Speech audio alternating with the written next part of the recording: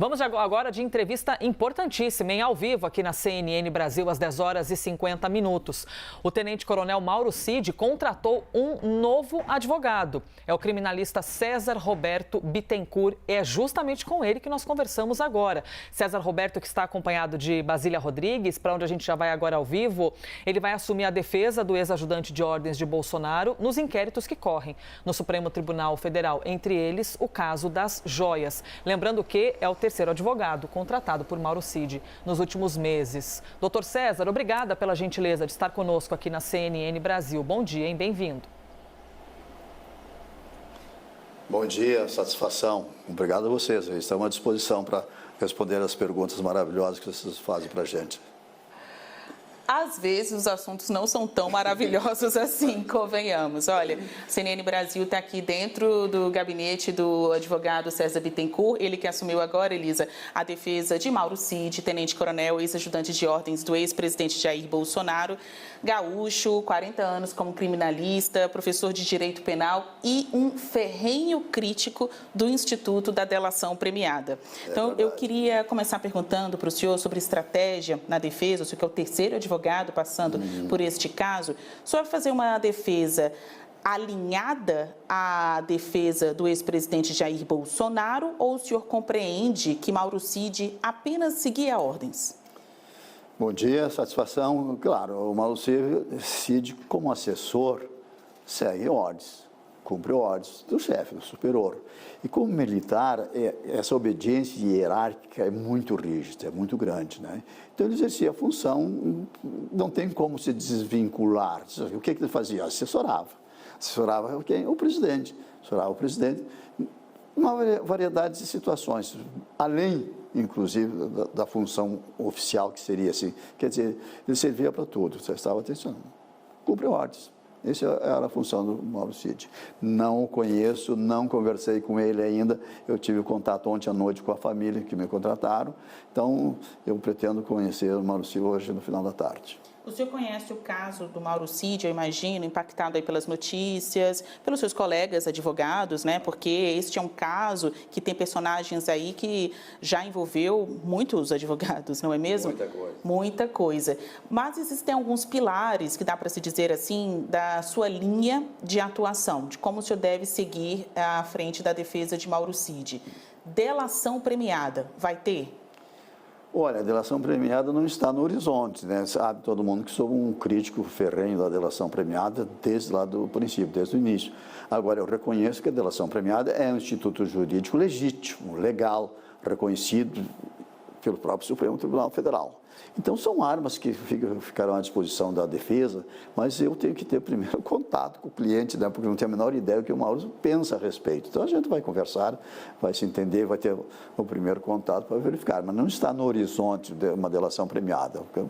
Uma que eu sou crítico, realmente, eu acho que é uma aberração, na verdade, mas está integrado no sistema jurídico brasileiro, é um instrumento de defesa valiosíssimo, então, se for necessário, a gente não abre mão de poder usar, mas não está no nosso universo, no nosso horizonte, nem meu, nem do Mauro, que eu sei. Até mesmo porque a decisão de fazer uma delação é de quem? É da defesa? É do cliente? É um diálogo. Aqui a gente não impõe. Ele, como general, quer dizer, coronel, teria mais condição de impor a mim, né? Milico gosta de mandar, coisa assim, né?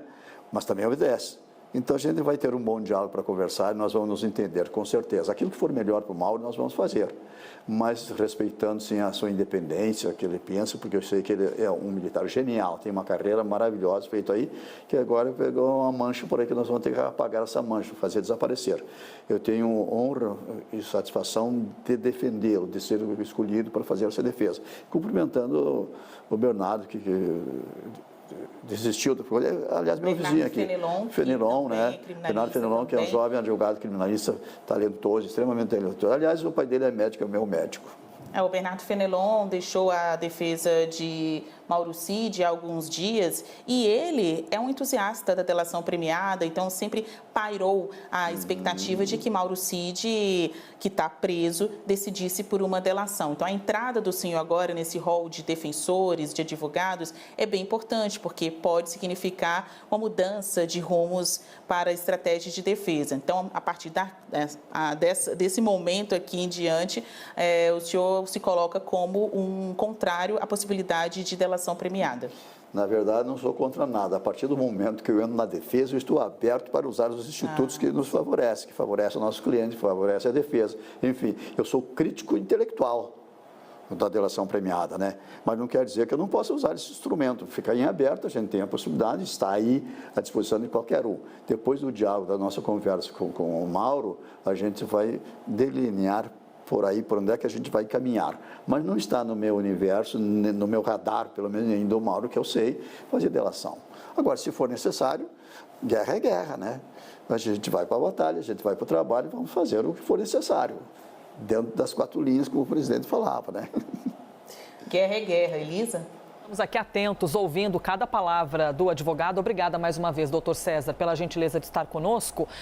A gente está falando de um cliente do senhor, que já teve como advogado, então, primeiramente, o Rodrigo Rocha. Nós acompanhamos bastante esses movimentos. Próximo à família Bolsonaro, foi o primeiro defensor do militar. Na sequência, o Bernardo Fenelon, que é especialista em delação premiada. E o senhor acabara de citar também essas questões do advogado Bernardo. Por qual motivo o senhor aceitou esse convite? Por qual motivo lhe pareceu favorável aceitar Mauro Cid como cliente? Olha, desafios são sempre bons na carreira, né? E quando a coisa complica, quando está complicado, normalmente eu acabo parando por aqui. Eu gosto de desafio também, né? Acho que temos boas teses para trabalhar com o Mauro. Verificamos, acompanhamos pela mídia, por vocês mesmo, né? O que está acontecendo. E somos profissionais. Com muita honra, com muito prazer, com muita satisfação, nós vamos fazer o trabalho com o Mauro Cid.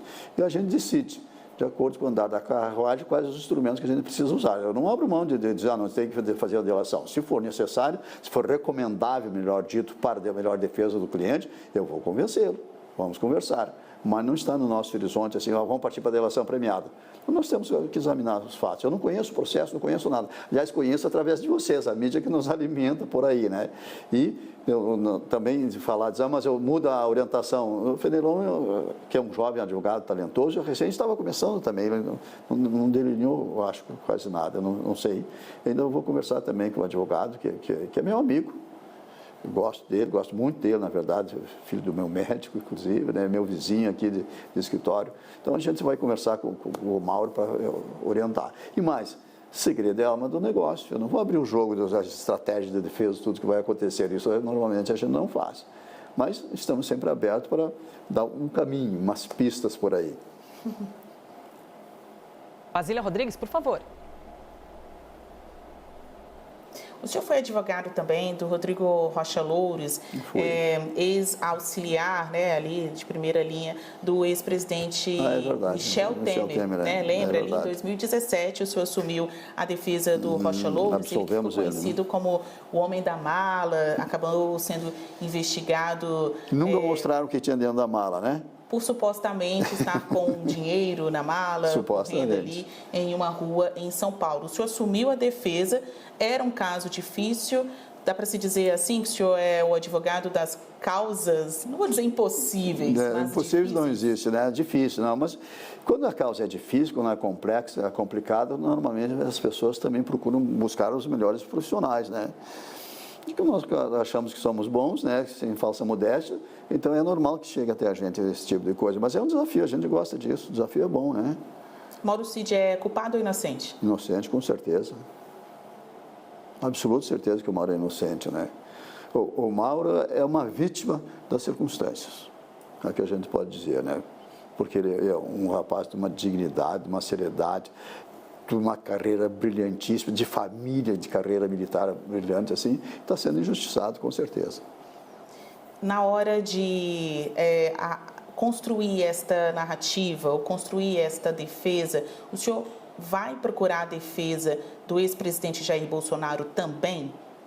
Não vou procurar, mas estou aberto também se me procurarem, não tem problema. Na realidade, a defesa do Mauro Cid não tem nada a ver com a defesa do outro, eu não sei a defesa deles, né? Nós temos o nosso trabalho para fazer, vamos fazer a defesa do Mauro Cid, ele como indivíduo, como pessoa, como ser humano, como militar, que é com a retidão moral que ele sempre teve.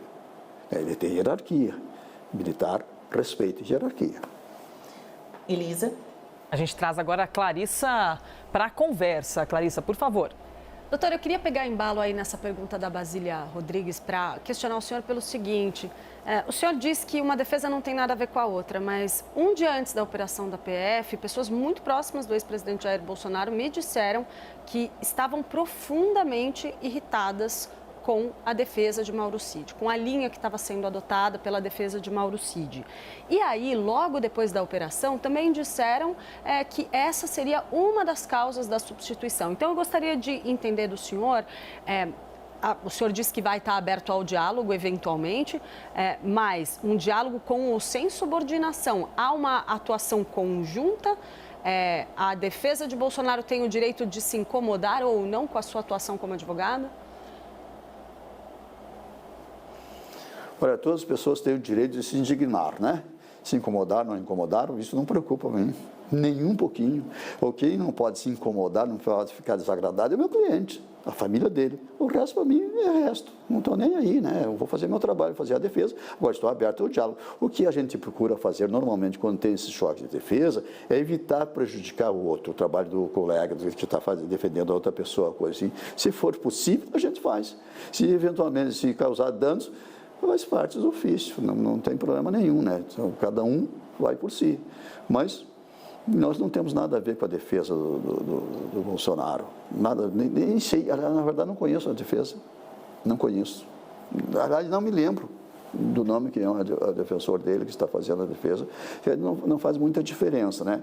Claro que é sempre importante você conseguir harmonizar as defesas. Quando a gente tem essa possibilidade, esse caminho, se houver a possibilidade de harmonizar, ótimo. Se não houver, guerra é guerra, cada um faz o seu trabalho.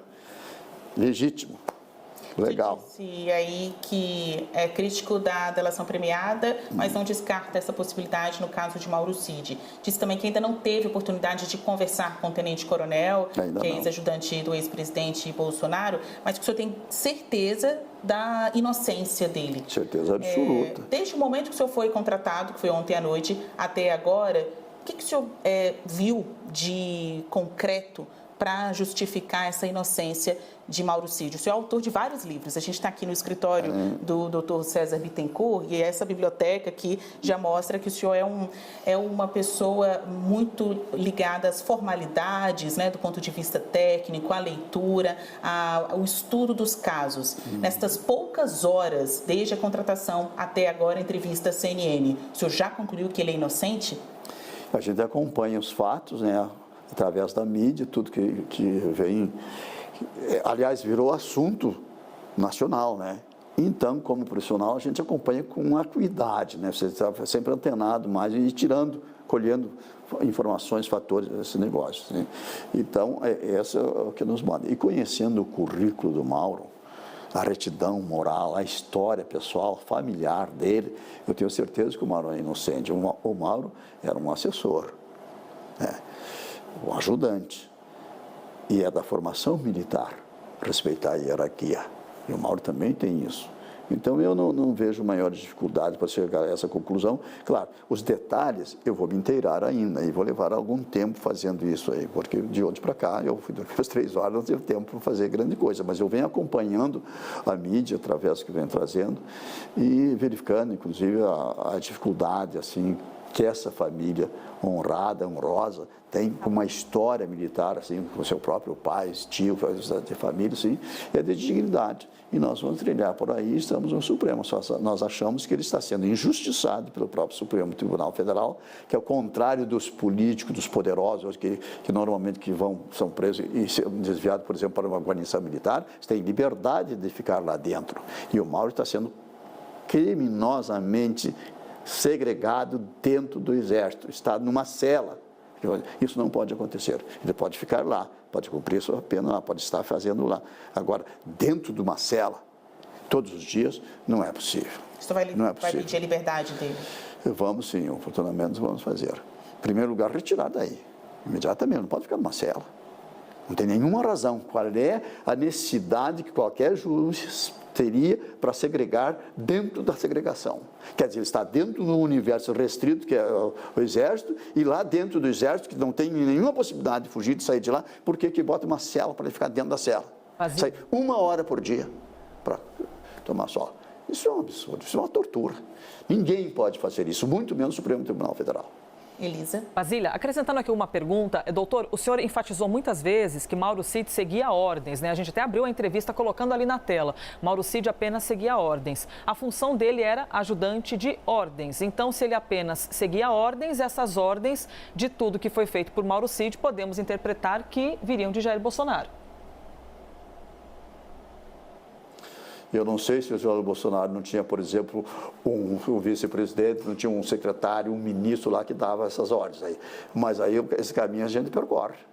Temos que verificar de quem essas ordens que eram dadas para o Mauro Cid. Literalmente a cadeia de comando. A cadeia de comando. Você tem que verificar isso, né? É por aí, né, pessoal? Agora, também não querem tudo.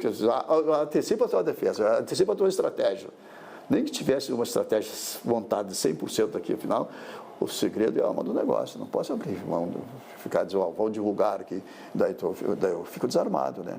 Tem como provar que ele seguia ordens, mensagens de celular, e-mails? Eu não sei porque eu não tive contato com ele, não tive contato com os autos, com o processo, nada. Agora é o seguinte, o réu, a pessoa que responde um processo criminal se chama réu, ele não tem que provar. Quem tem que provar a culpa dele são os outros. O Mauro é presumidamente inocente. A partir de assim, a condição assegura-se, o processo assegura-se, ele é presumidamente inocente. Isso é presunção de iuris. Doutor César Bittencourt, obrigada pela entrevista. Elisa? Obrigada também vocês. pela gentileza, doutor, da entrevista. E Basília Rodrigues, obrigada por ter viabilizado essa conversa aí no local de trabalho do agora novo advogado de Mauro Cid, o ex-ajudante de ordens de Jair Bolsonaro. Obrigada, doutor. Bom dia. Muito obrigado. Bom dia, à disposição sempre. Bom. Pronto, restou aqui o finzinho da voz do advogado agradecendo ali a reciprocidade da entrevista.